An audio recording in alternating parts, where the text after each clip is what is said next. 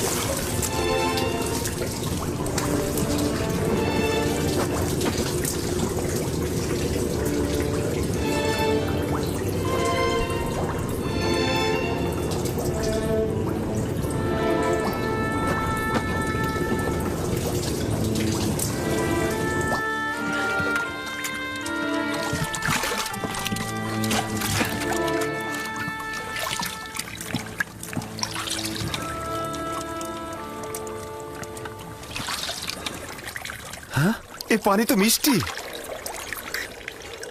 হ্যাঁ তাই তো, এই পানি তো লবণাক্ত নয়। এই পানি লবণাক্ত নয় জানাবে মালিক, এই পানি লবণাক্ত নয়, এই পানি মিষ্টি। এই পানি আমরাও খেতে পারবো।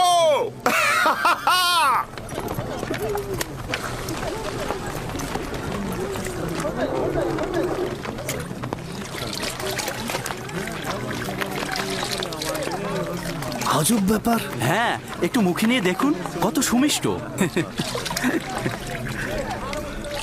এটা একটা আজব ঘটনা। কি এমন ঘটলো যে লবণাক্ত পানি মিষ্টি হয়ে গেল? মনে হচ্ছে যেন এটা শরবত। এসো সবাই, এসো সবাই পান করো।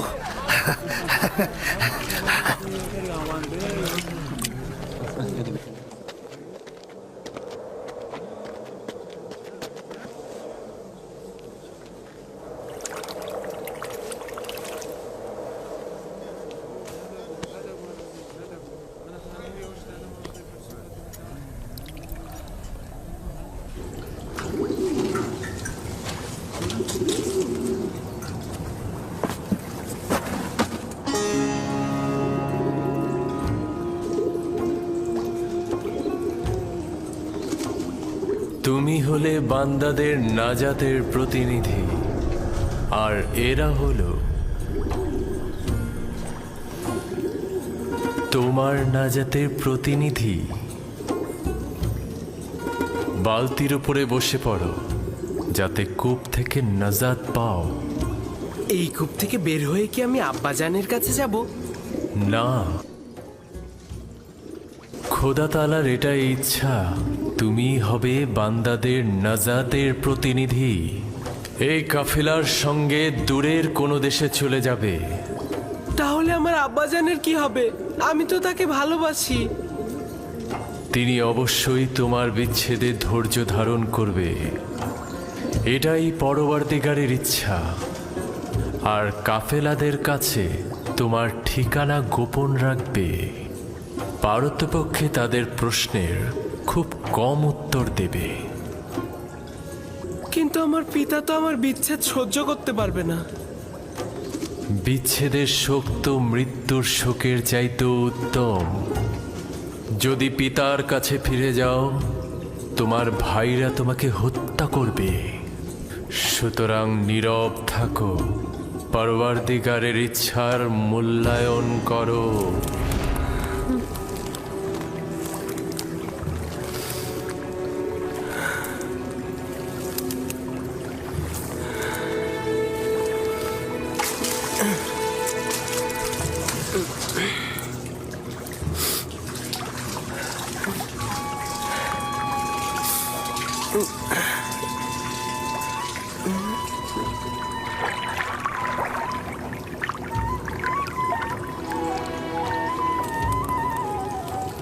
তুমি হলে বান্দাদের নাজাতের প্রতিনিধি। এই আমাকে একটু সাহায্য করো। এটা তো ভারী হলো কি করে?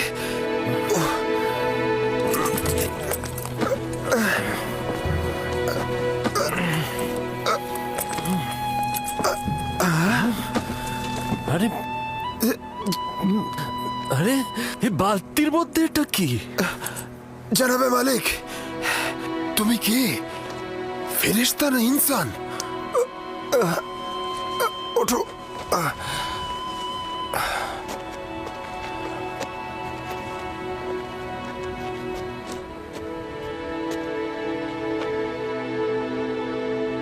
তুমি এখানে কি করছো পুত্র আমার?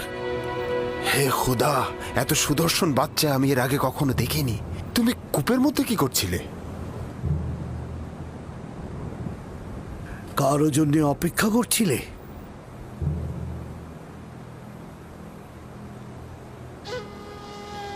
নীরব কেন আছো?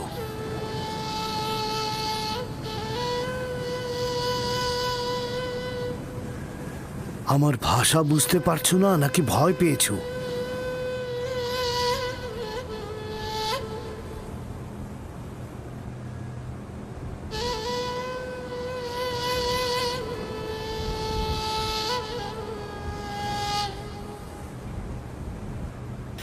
সব কিছু বলে শেষ করার আগেই ওর মুখটা বন্ধ করে দিতে হবে।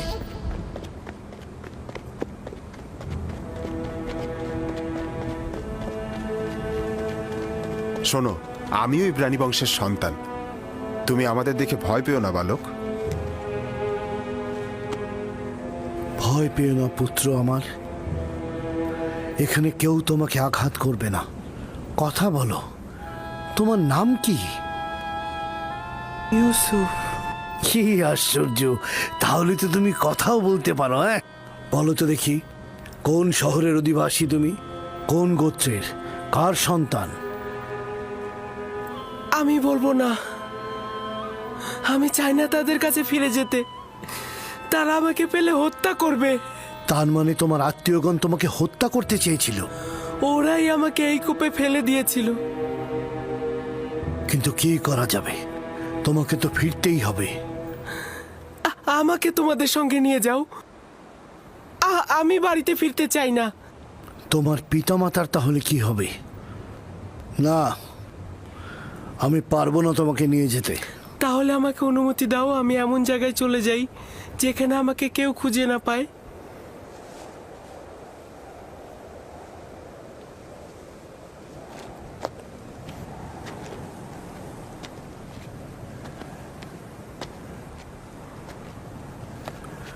এই বাচ্চাটাকে নিয়ে কি করা যায় ফায়েক?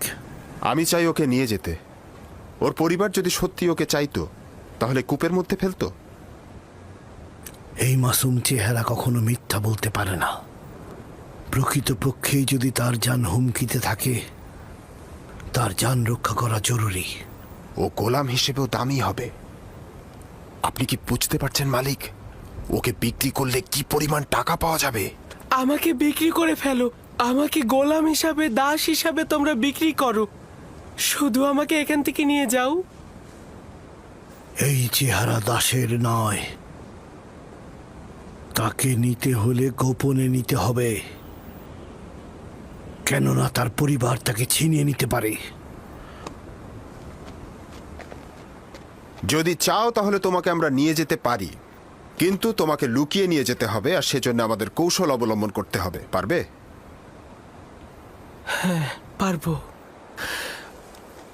আমরা এখানে কোনো বাচ্চা দেখিনি, ঠিক আছে? আমরা কোনো বাচ্চা টাচ্চা দেখিনি। এই মরুভূমিতে বাচ্চা কি করে আসবে? বাচ্চা কি এখানে থাকে নাকি? পর্যাপ্ত পরিমাণ পানি নিয়ে নাও, যত দ্রুত সম্ভব রওনা দেব।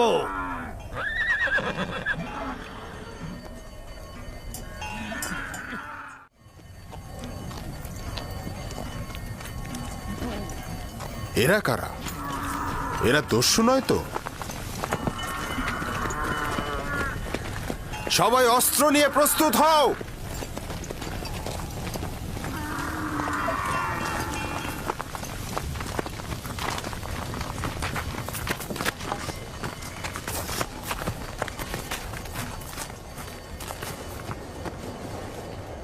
আমাদের গোলামকে তুমি কোথায় নিয়ে যাচ্ছ? কার কথা বলছো? যাকে কূপের ভেতর থেকে বের করে এনেছো, যে তোমাদের পেছনে লুকিয়ে আছে। তোমাদের গোলাম কূপের ভেতর কি করছিল? সে নিজেকে কূপের মধ্যে নিক্ষেপ করেছে। আমরা তো করিনি। তাকে বাঁচাওনি কেন? আমরা তো তাকে বাঁচানোর জন্যই দড়িয়ে আনতে গিয়েছিলাম। যাই হোক না কেন, সে এখন আমাদের গোলাম। কোনো প্রকারে যদি সে নিজে না চায় তোমাদের সাথে যেতে, তার এইটা করার কোনো অধিকারই নেই। গোলাম তার মালিকের ইচ্ছার অনুগত। যদি সে স্বীকার করে তোমাদের গোলাম, তাহলে যদি স্বীকার না করে তাহলে মনে হচ্ছে নিয়ে যাবে। কাফেলার শক্তির কাছে তোমাদের শক্তি নগণ্য। আমরা ওকে ফেরত দেব না। তোমরা নিজেরাই তাকে জিজ্ঞাসা করতে পারো, সে নিজে থেকেই বলবে সে আমাদের গোলাম।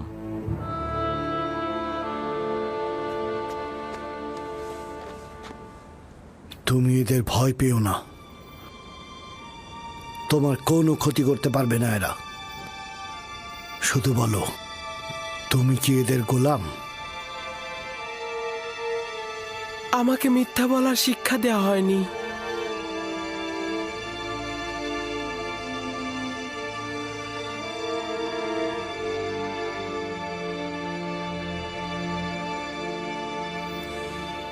এরা বয়োজ্যেষ্ঠ ও আমার ইচ্ছার মালিক। আমি তাদের কিনারায় বড় হয়েছি। তারা আমার অধিবাসী। শুনলে তো, সে নিজেই বলেছে সে আমাদের গোলাম। ওর কথায় এখনো কিছু স্পষ্ট হয়নি। তুমি নির্ভয়ে আমাকে বলো, তুমি কি এদের গোলাম?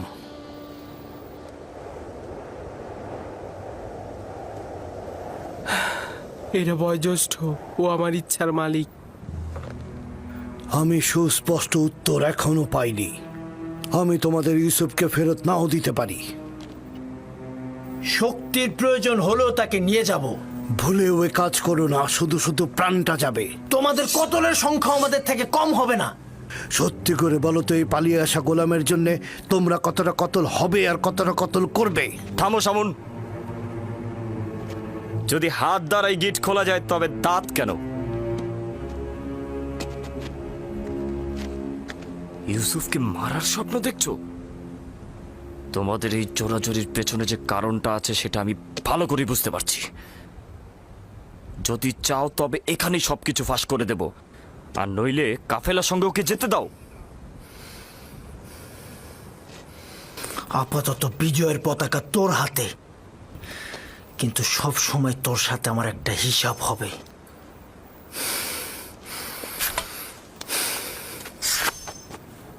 এই গোলামের মালিকানা পাওয়ার জন্যে আমার মনে হয় না কোনো রক্তপাতের দরকার আছে। ইউসুফের মালিক হব কি হব না সেটা পরের ব্যাপার। আপাতত এটা বাদ দিচ্ছি। তুমি কি তোমার মালিকদের সঙ্গে যেতে চাও?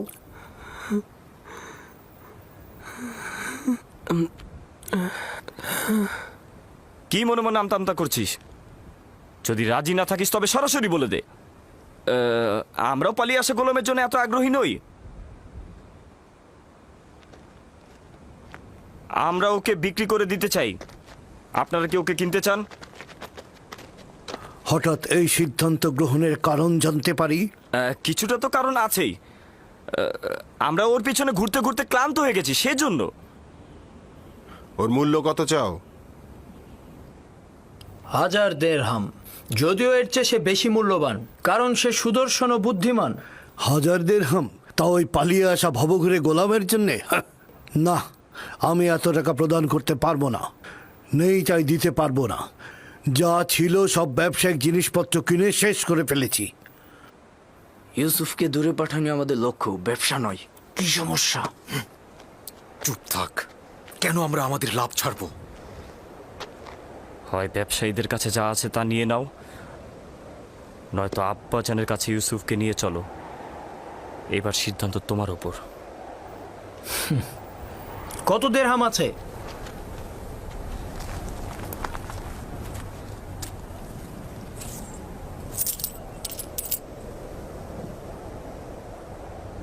সব মিলিয়ে 18 দিরহাম। জানি ইউসুফের জন্য এটা পর্যাপ্ত নয়। আমাদের এত ইউসুফকে বেশি দামে বিক্রি করার লোভ নেই। হ্যাঁ, ও তো অনেক সস্তা।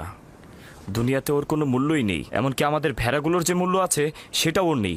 দেখতেই তো পাচ্ছেন কি করে ব্যবসায়িক উদ্দেশ্য গোপন করে ওকে আমরা স্বল্প মূল্যে বিক্রি করে দিচ্ছি। নিশ্চিত থাকো, এই উপহাসের জবাব তুমি নিশ্চয়ই পাবে। কি হলো, তোমাদের গোলামকে কি তোমরা বিক্রি করবে না? করব, বিক্রি করব। তবে আমাদের কিছু শর্ত আছে। কি শর্ত? প্রথমত, ওকে তোমরা বেঁধে নিয়ে যাবে যাতে পালাতে না পারে। আর দ্বিতীয়ত, ওকে দূরের কোনো দেশে নিয়ে যাবে যাতে সে কোনোদিন আর ফেরত আসতে না পারে।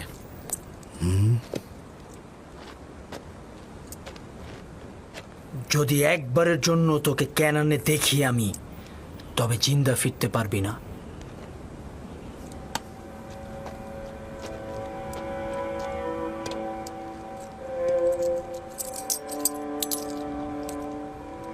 আমি যে কিনলাম তার সনদ লাগবে, নইলে গোলামকে আমি কোথাও বেচতে পারবো না। আচ্ছা, ঠিক আছে। ফালেক, চামড়া ও জওহার নিয়ে এসো।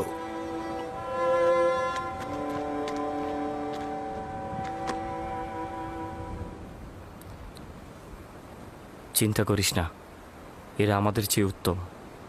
তাদের সাথে চলে যা, এখানে অনেক বিপদ আছে। আমাকে ক্ষমা কর, আমি তোর জন্য কিছুই করতে পারলাম না। এইটা খোদাবান্দেরই ইচ্ছা যে আমি কাফেলদের সঙ্গে যাব, কিন্তু তোমারও ভাইজানদের জন্য আমি চিন্তিত। খোদা তোমাদের রহম করুক।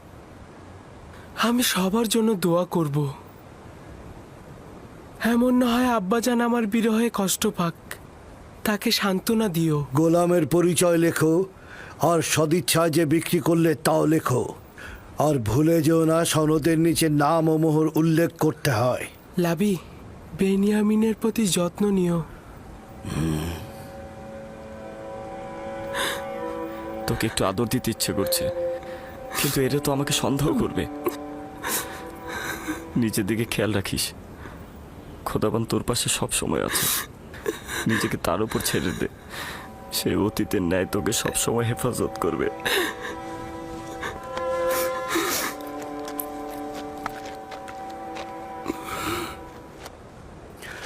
গোলামের হাত বেঁধে ফেলো, যদি পালিয়ে যায় তো তুমি দায়ী থাকবে। সনদটি সিন্ধুকের মধ্যে রাখো, আমরা এখনই রওনা হব।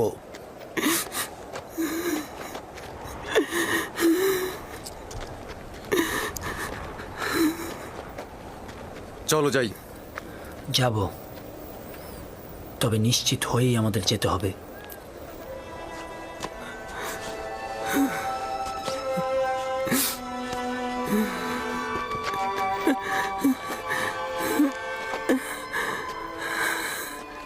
রওনা করো,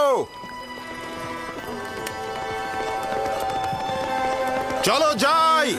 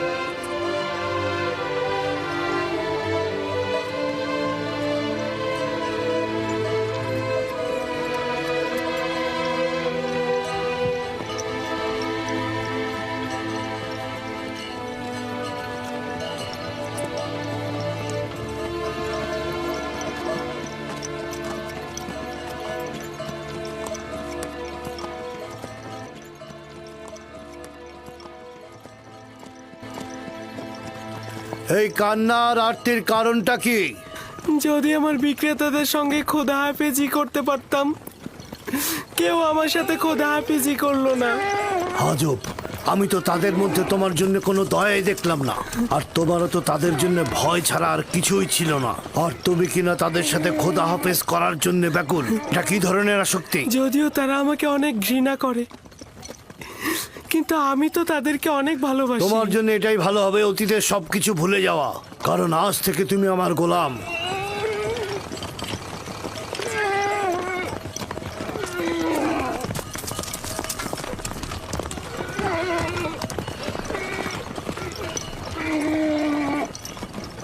গোলামের বিক্রেতারা আমাদের অনুসরণ করছে না তো? জানি না কি ছলচাতুরি তার সঙ্গে করা হলো। না ওরা আমাদের সঙ্গে গোলমাল করতে চাইলো, না সহজে গোলামটাকে ছেড়ে দিল, আবার মাত্র 18 দিরহামে বিক্রিও করে দিল। আমিও ঠিক বুঝলাম না ওরা কি চাইছিল।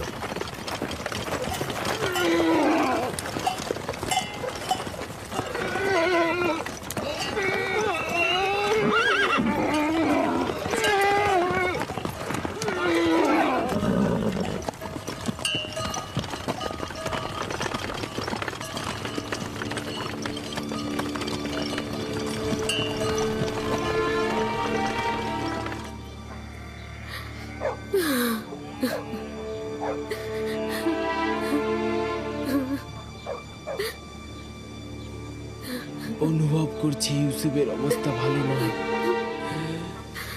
বুকের মধ্যে খুবই কষ্ট হচ্ছে আমার।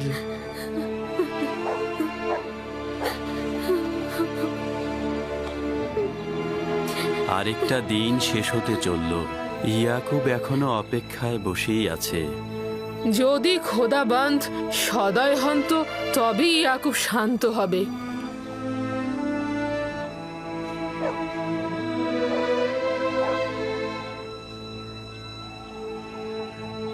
আমার মনে হচ্ছে এই ঘটনার জন্য আমিই দায়ী। খোদাবন্দ আমাদের ক্ষমা করুক। আমি শুধু চেয়েছিলাম ইউসুফ যেন নেতৃত্ব না পায়, ও কতল হোক এটা আমি চাইনি। ইয়াকুব নবী বিশ্বাস করছে না, কিন্তু ইউসুফ তো কতল হয়েছে।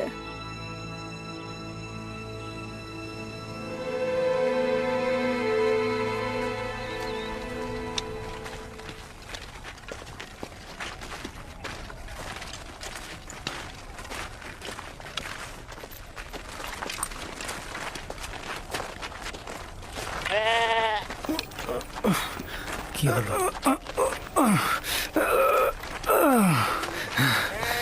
কি হয়েছে? হ্যাঁ,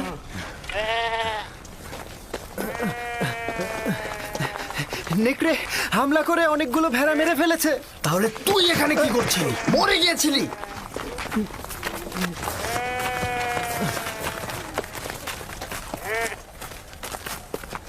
নেকড়ের সংখ্যা অনেক ছিল আর আমি সেখানে একা ছিলাম। কয়েক দিক থেকে আক্রমণ করেছে। এখানে আমার দোষটা কি? আজ পর্যন্ত নেকড়ে একটি ভেড়াকেও মারতে পারিনি, আজ এমন কি হলো? আরো অনেক কিছু ঘটবে। এখন থেকে আরো অনেক বালা মুসিবতের জন্য অপেক্ষা করো। একে একে আরো অনেক বাধার সম্মুখীন হব আমরা। এটা তো মাত্র শুরু, আরো কত বাকি আছে। নেকড়েগুলো যে আমাদের হামলা করেনি এটাই তো অনেক। আমি তোর কথা সহ্য করতে করতে ক্লান্ত হয়ে গেছি।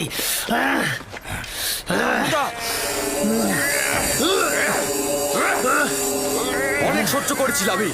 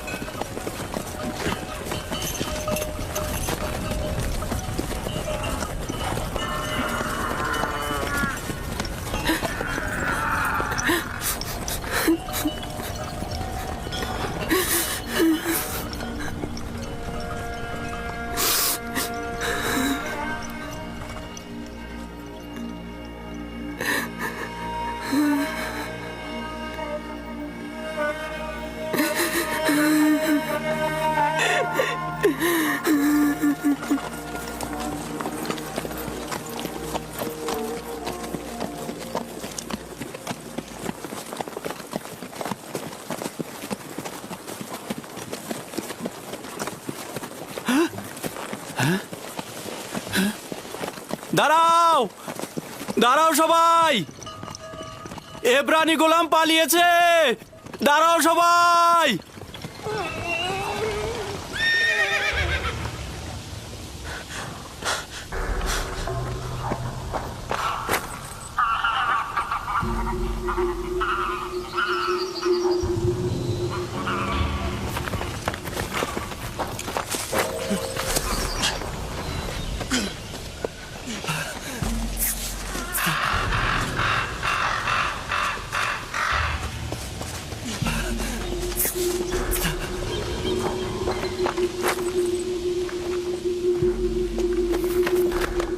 ইউসুফকে দেখেছো?